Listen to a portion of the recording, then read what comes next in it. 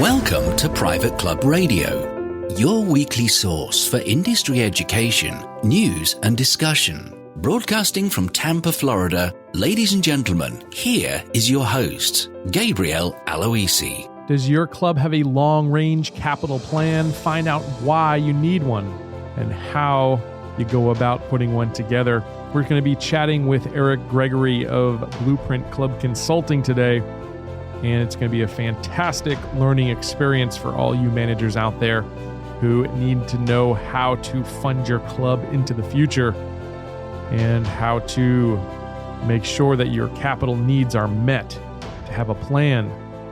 I just got back from beautiful Princeton, New Jersey area. I want to give a shout out to Dan Schmitz of KE Camps. He was a wonderful, wonderful host. Took me out to his beautiful club there in the Princeton area, Cherry Valley Country Club. I played with his buddies' clubs and shot 80, so I was really excited for that. I didn't know what to expect, but the clubs were pretty good, and they let me borrow an Epic driver, which is my driver of choice at the Pro Shop. So shout out to the Cherry Valley Country Club Pro Shop for letting me do that. And we just had a great time. It's a Reese Jones course, just a beautiful layout. And what I liked about it was challenging enough. Like, it wasn't overly difficult, but it wasn't a cakewalk either. And it was a really good time. I had 3 birdies with someone else's club, so I was pretty happy about that. Dan played really well as well. He shot his best round ever, at least tied his best round ever. So it was good to see him do that. I also got a tour of the Beacon Hill Club in Summit, New Jersey. And what a beautiful club that is. Really unique. They've got a hockey program, outdoor hockey rink, which you don't see at very many places. And that was really cool as well. So I want to thank them for hosting us over at Beacon Hill. My time is short today as I am headed to Los Angeles, going to visit the Riviera Country Club and Bel Air Country Club. And I'm really excited for that. I'm going to tell you a lot more about that when I return and give you my feedback on if Malcolm Gladwell was right or not. I don't know if you've heard that podcast, but if you haven't, you probably should. It's a podcast that for a long time I've really admired, and I admire Malcolm Gladwell. Been reading his books, I admire the guy in general.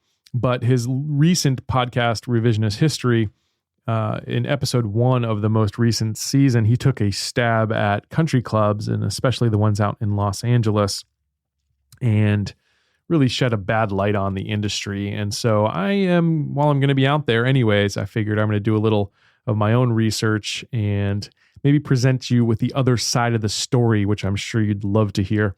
And hopefully that message can get out to some other folks out there. So if you actually haven't listened to that episode, again, episode 1 of season 2 of Revisionist History, I'm pretty sure the title is A Good Walk Spoiled. Go check that one out, and that'll get your blood boiling for the day. At any rate, it is time to bring on our featured guest, Eric Gregory.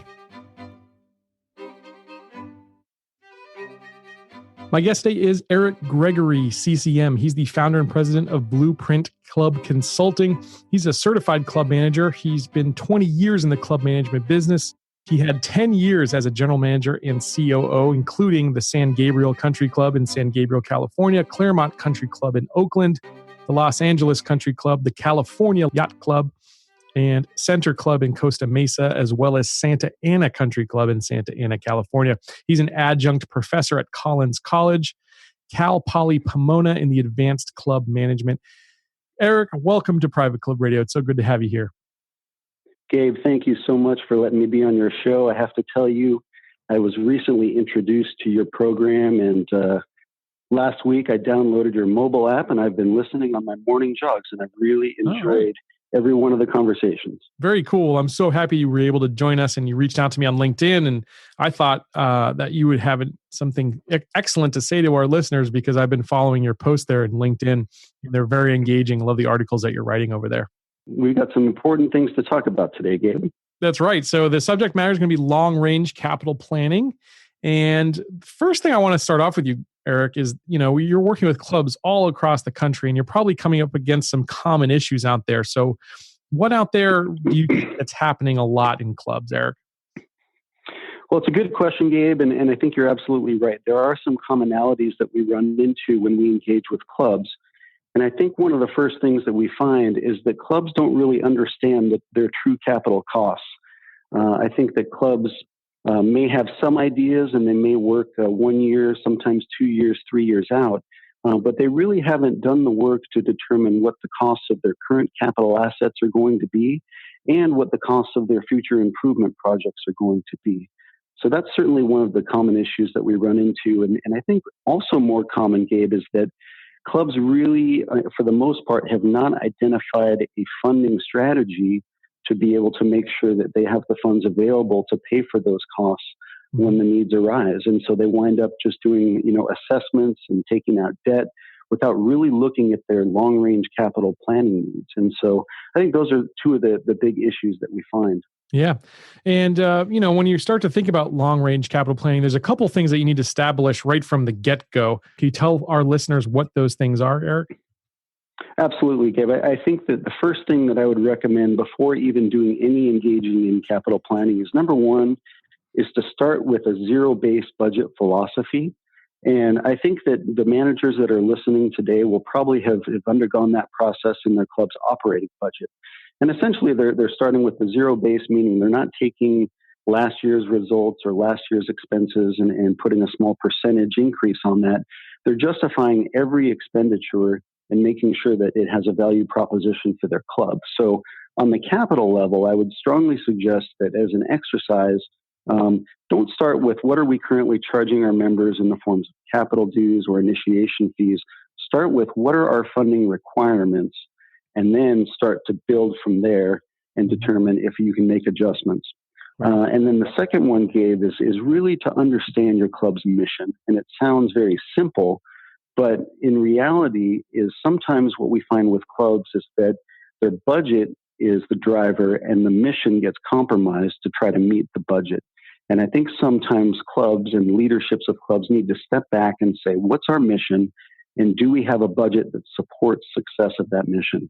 Yeah, absolutely. So are you finding that the mission is something that clubs really have a good grasp of, or is it something that they need to work through in the beginning there?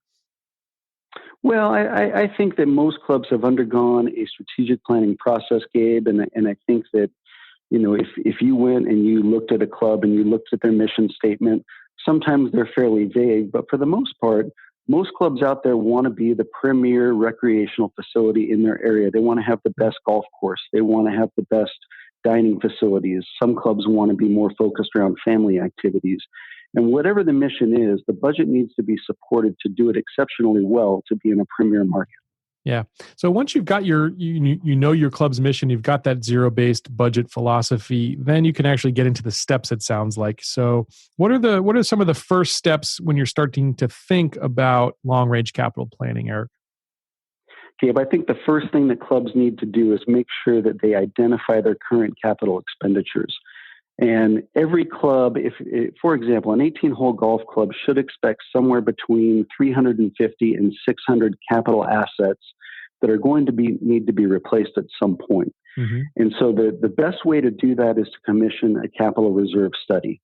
And it's unfortunate that most clubs have not done this at this point, Gabe, and I know that this is increasing.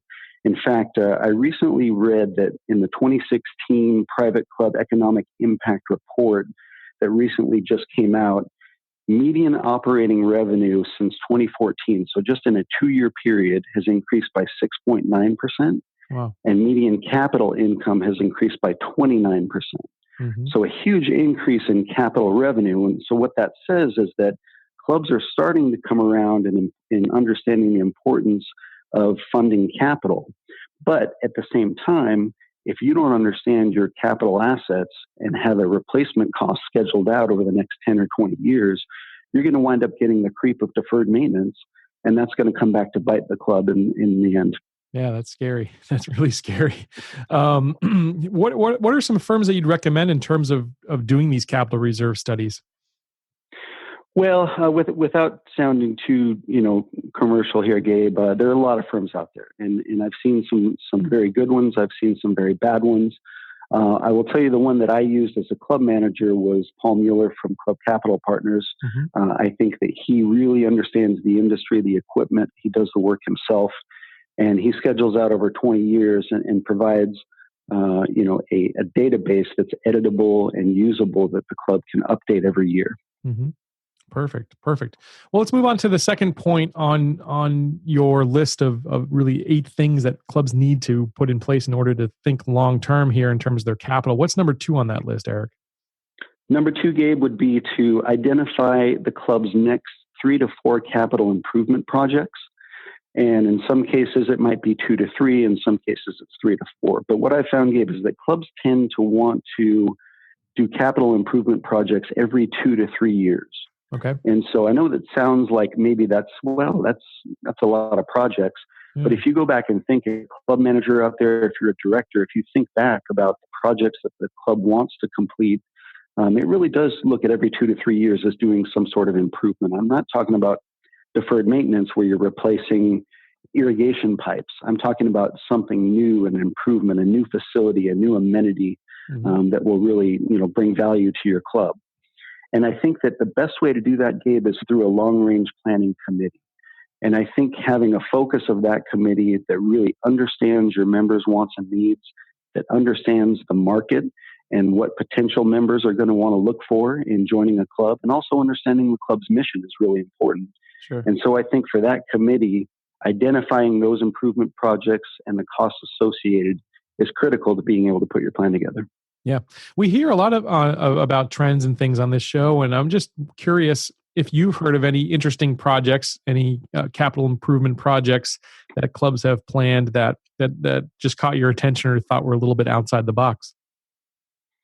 Well, I think that everyone is probably very well aware of some of the trends in our industry in terms of wellness, fitness, family-related activities.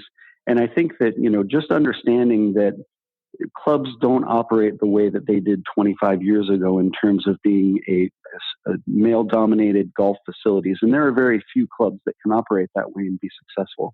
Sure. So I think that, thinking outside the box in terms of, if you're an off-season facility where you have, weather issues, having golf practice facilities and simulators, I think are very important to keep your members engaged throughout the entire season. Right. And I think that, coming up with more modern fitness facilities and amenities, a lot of clubs are doing things like bocce ball, where it's just an easy game, it's a social game, and it keeps the members engaged in a very social setting. Yeah, I like the way you talked about there in terms of simulators. We haven't heard much about that on this show, but I'm a huge proponent of those, especially being in Florida. It's a hot summer this summer that we're having, just like every other summer. And it's nice to just be able to play some interesting courses inside when you're living in Florida. And that happens the exact same way up north in the wintertime. So I love that. Absolutely. Yeah. Well, let's move on to point 3 here in terms of what people need to set up for their long-term capital planning. So once they've got those costs identified, Gabe, what clubs need to do is they need to figure out where their capital cash is coming from.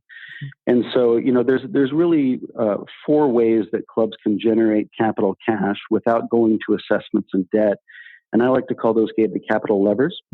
And what those are, number 1 is any operating surpluses or operating profits that the club would generate that would flow into the capital account. The second one would be your net initiation fees or your net transfer fees. And so anytime that there's a sale of membership, you would take that initiation fee and then minus out any member's equity, and those funds would flow to your capital account as well. The third one of those, Gabe, is capital dues. And right now, about 2/3 of clubs in our country are charging some form of capital dues. And capital dues are either monthly or annually, but they're designed to supplement the capital account, because what we find is that initiation fees in most cases are not enough to fund the capital program. Right. And they're also very variable. So you can't, they're hard to count on. One year you might take in 15 members, the next year you might take in 30. Right.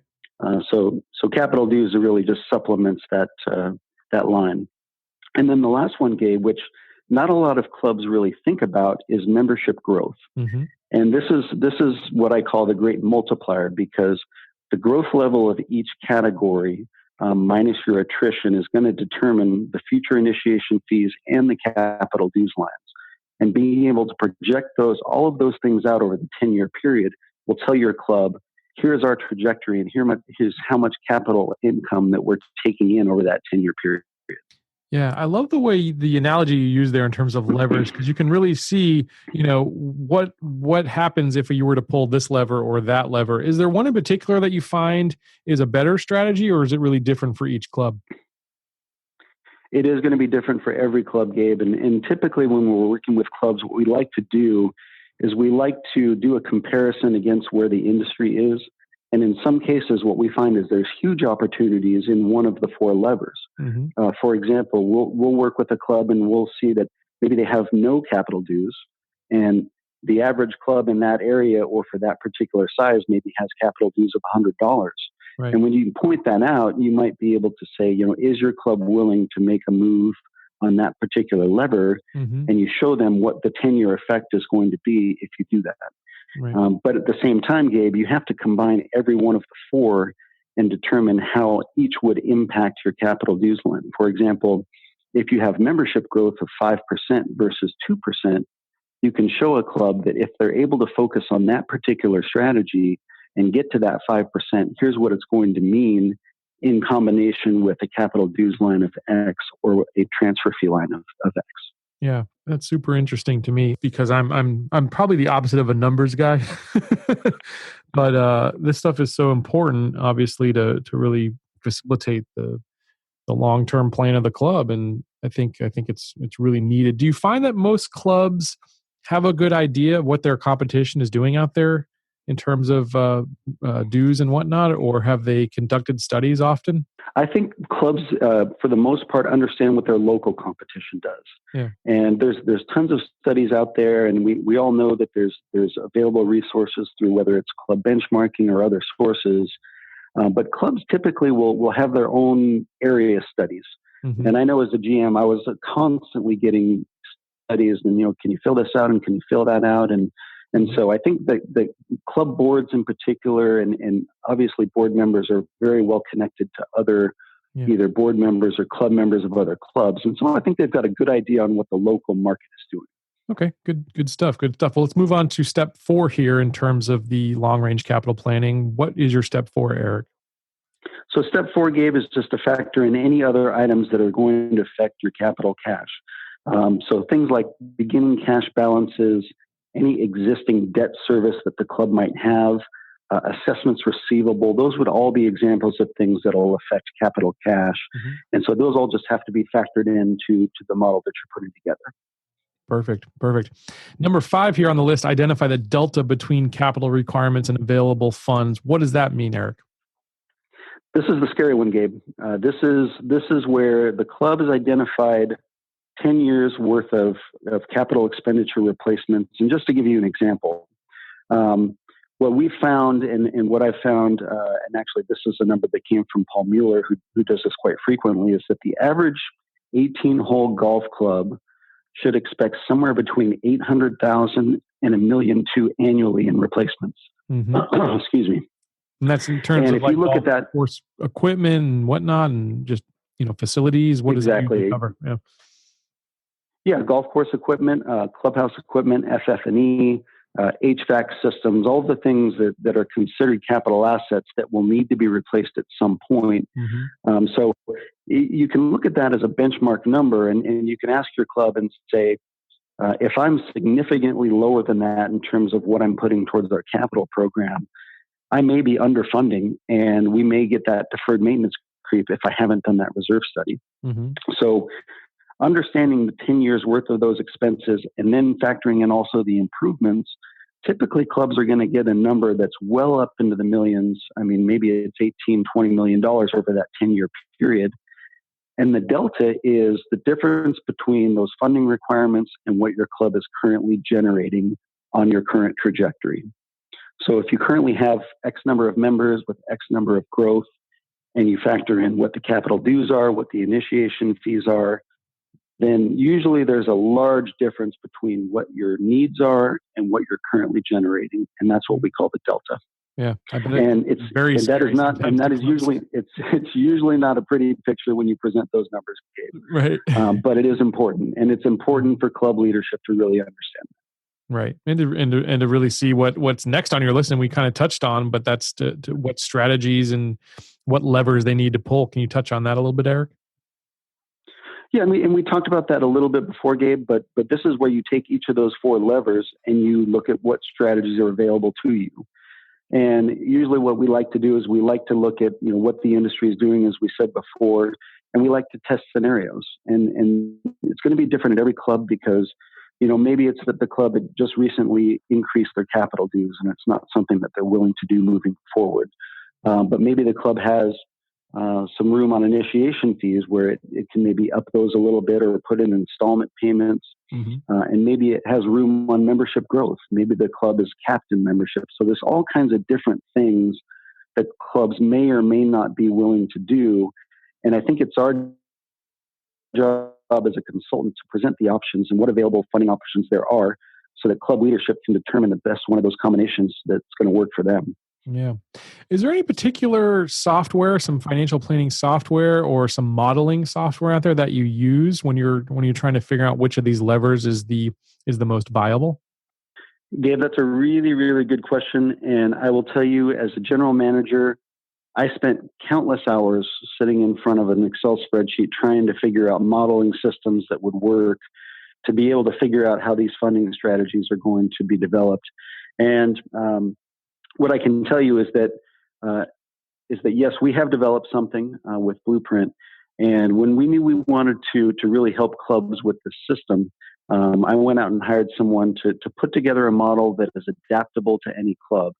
And what we do, Gabe, is we take 1 year's worth of data and we plug it into the system. It projects out over a 10-year period. And then we're able to use what we call a plug and play model where we can test available scenarios with each one of these levers.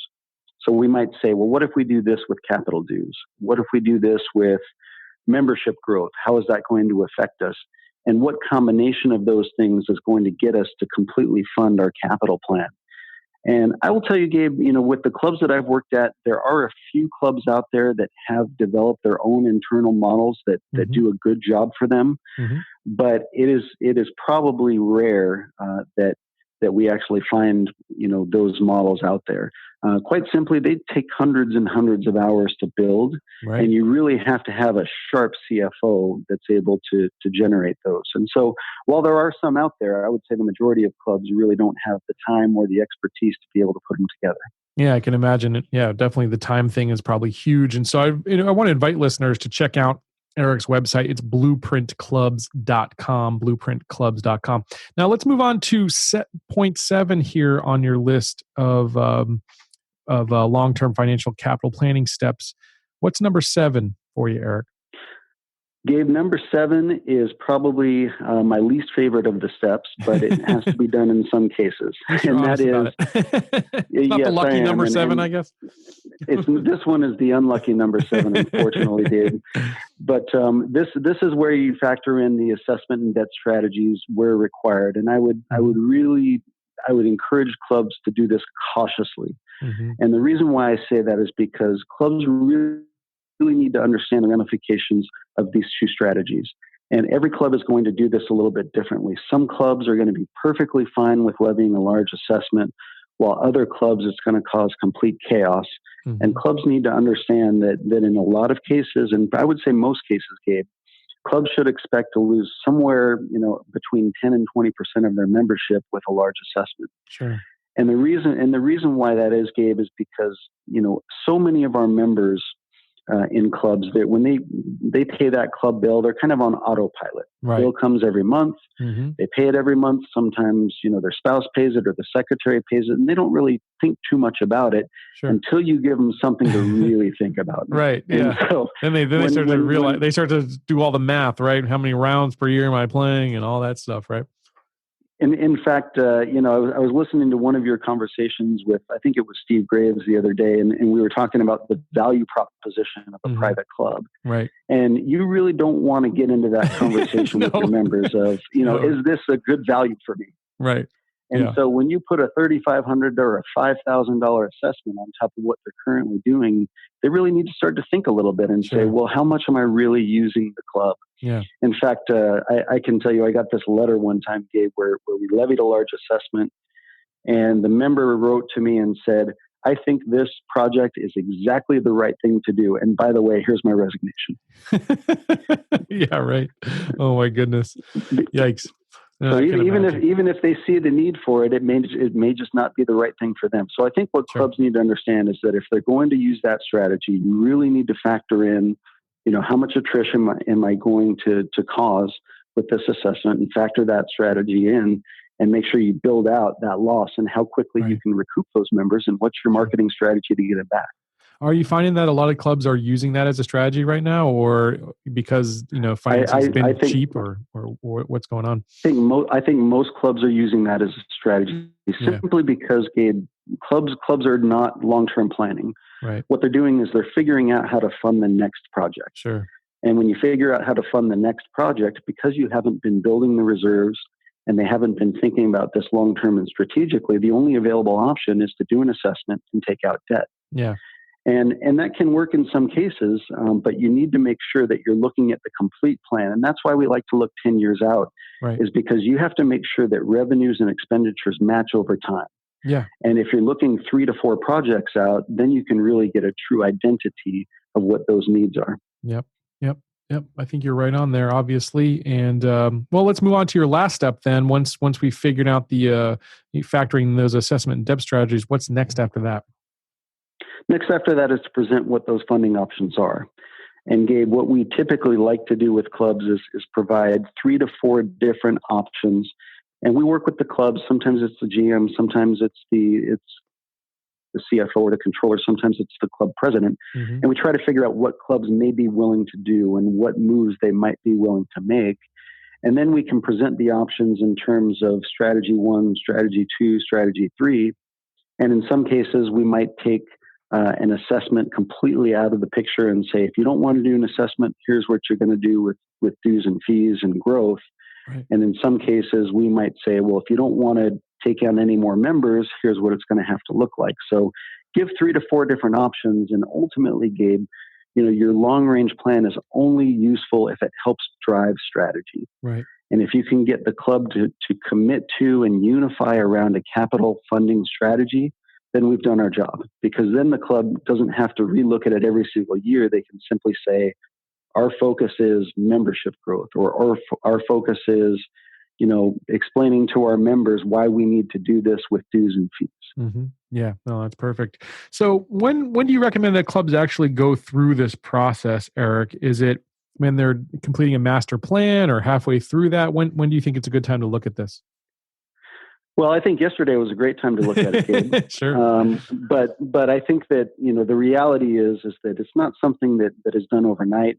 Mm-hmm. And it does require usually a little bit of assistance, which is why we're here. But I think that clubs naturally will go through this process when they're engaging in a strategic planning process. Right. Sometimes when they're considering a capital improvement project or a funding package, I think is a very natural time for clubs to be able to present out, here's what our complete 10-year plan looks like, not just here's how we're going to fund this project, and then we'll kick the can down the road Right. for the next set of board members. Mm-hmm. Yeah, and that happens all too often, I think. So it's great that there's people out there like you guys that can step in and really help with this. If folks are interested in getting in touch with you, Eric, or they want to just explore the possibility of doing this long-range capital planning, what are the first steps for them? Well, we do something, Gabe, that's complementary, and we call it a capital opportunities assessment. And what we do is we take a quick bit of information from the club, and we compare your club's capital program versus what the industry is doing. Okay. And it's a complimentary service that we offer. We have all kinds of charts and graphs that point out a few key things that the club might be able to identify in terms of where their biggest opportunities are. Mm-hmm. So I would say if clubs would like a quick look at that, they can certainly go to our website, and you mentioned that before, at blueprintclubs.com, or they can certainly contact me. My email is eric@blueprintclubs.com. They can look us up on LinkedIn. There's all kinds of ways to contact us. But that would be a great first step that I would think clubs would want to engage in before actually making the decision on whether building a long-range plan for their capital needs is appropriate. Yeah, I feel like that's almost a no-brainer. So definitely invite clubs to check out your website there. And as I mentioned, your LinkedIn is really intriguing to me. I love the articles that you write over there, Eric. But blueprintclubs.com is the website. Definitely recommend folks check that out and at least go through that process with you, the complimentary assessment, and see if it's right for them. Yeah, and we've also got, I think, 6 or 7 educational articles all relating to capital planning, Gabe, that if club managers or even board members would like to explore a little bit further about some of the best practices in the industry, I'd encourage clubs to really use those as resources. I also think that they're great articles for new board members as you're doing board orientations to get people to understand the importance of long-term capital planning. Yep. Well said, Eric. Thank you so much for shedding light on this issue, and we appreciate you coming on Private Club Radio to speak with us today, Eric. Thank you so much. Gabe, it was a pleasure being on your show. Please keep up the good work, and thank you for providing this great forum for us. So there you have it. That's your tool in your tool belt, your weapon in your arsenal for this week. Thanks to Eric Gregory for providing that information on long-range capital planning. Great stuff there. I'm off to sunny Los Angeles, and I will see you back here next week on Private Club Radio. And until then, here's to your membership success. Private Club Radio is brought to you by the Private Club Agency, the premier marketing and consulting firm dedicated to helping clubs increase and retain their membership. Visit privateclubagency.com to learn more.